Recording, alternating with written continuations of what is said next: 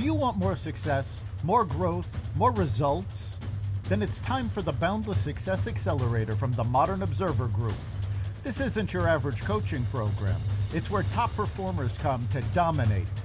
Weekly group sessions, on-demand coaching, a community that's got your back, and a power-packed library of tools to supercharge your business and career. No more excuses, no more waiting.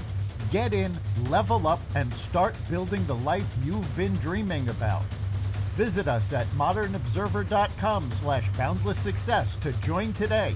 Let's get you to the next level. We're here because the news is being distorted.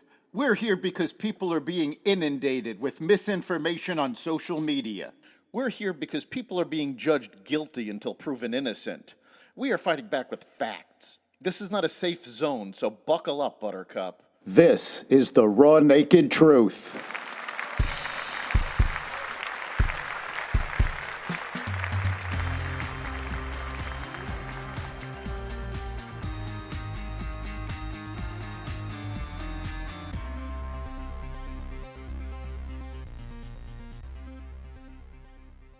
Trump announces global tariffs, federal funds cut to Maine, a new buyer emerges for Tik Tok, and more.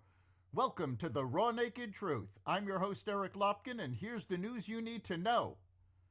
Donald Trump announced sweeping tariffs on some of its largest trading partners on Wednesday, upending decades of U.S. trade policy and threatening to unleash a global trade war on what he called Liberation Day.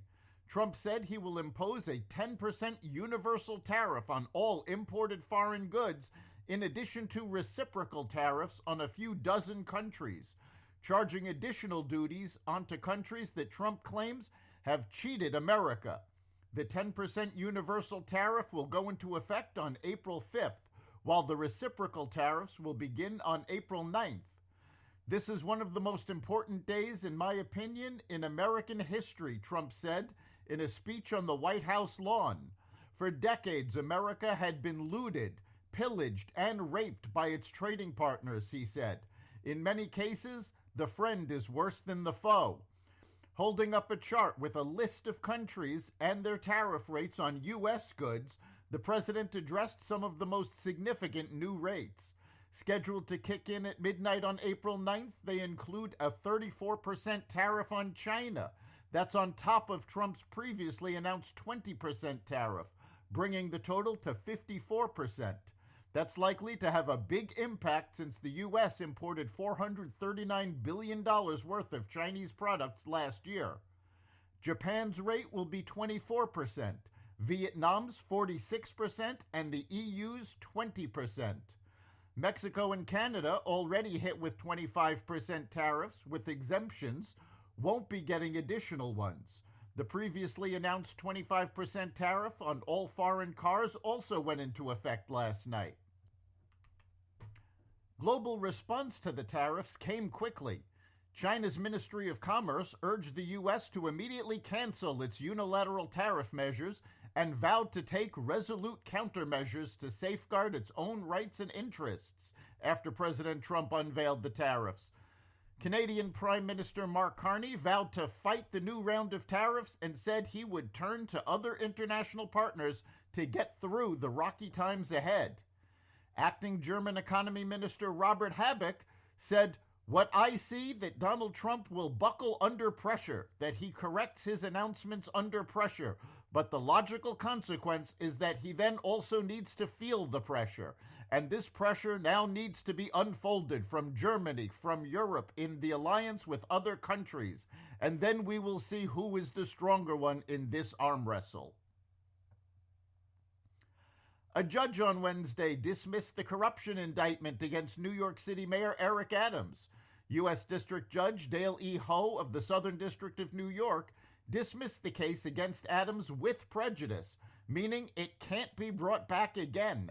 The Biden Justice Department alleged that Adams inappropriately used his position as mayor to solicit illegal campaign contributions and luxury travel from foreign nationals from Turkey, businessmen, and others after the mayor spoke out against Biden's immigration policy.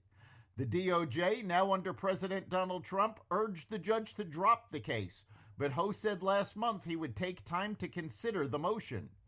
Mayor Adams announced he will run his re-election campaign as an independent instead of participating in the Democratic primary.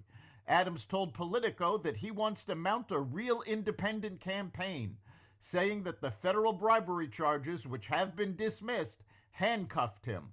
The New York City mayor said he'd be uninhibited while campaigning. "I'm in the race to the end. I'm not running on the Democratic line." The U.S. Department of Agriculture announced on Wednesday a pause and an ongoing review of federal funding to Maine after the state refused to provide equal opportunities to women and girls in educational programs. The state has refused to comply with President Trump's February executive order to ban trans athletes from girls' and women's sports, prompting intense federal pressure. Trump initially vowed to cut federal funding to the state if it refused to comply with the order during a February 20th speech. Now Trump has made good on that promise.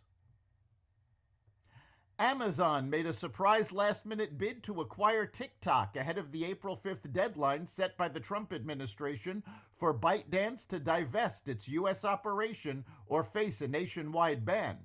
President Trump is weighing multiple bids, including a proposal from OnlyFans founder Tim Stokely.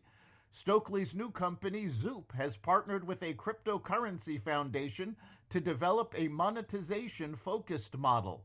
Existing U.S. investors like Susquehanna and KKR aim to take majority control, with Oracle expected to expand its role in data oversight. Andreessen, Horowitz, and Blackstone are also interested. The deal must remove Chinese ownership to satisfy U.S. law, and Trump said he's open to extending the deadline if needed. That's the Raw Naked Truth. You can catch every episode of the Raw Naked Truth Daily News Brief, as well as our sister podcast, Carnivore Radio, with news analysis and commentary, and the rest of the Xvadio Podcast Network at xvadio.com, the Apple Podcast app, YouTube, Rumble, Spotify, iHeartRadio, Audible, Amazon Music, and other platforms that respect freedom of speech. We'll see you next time.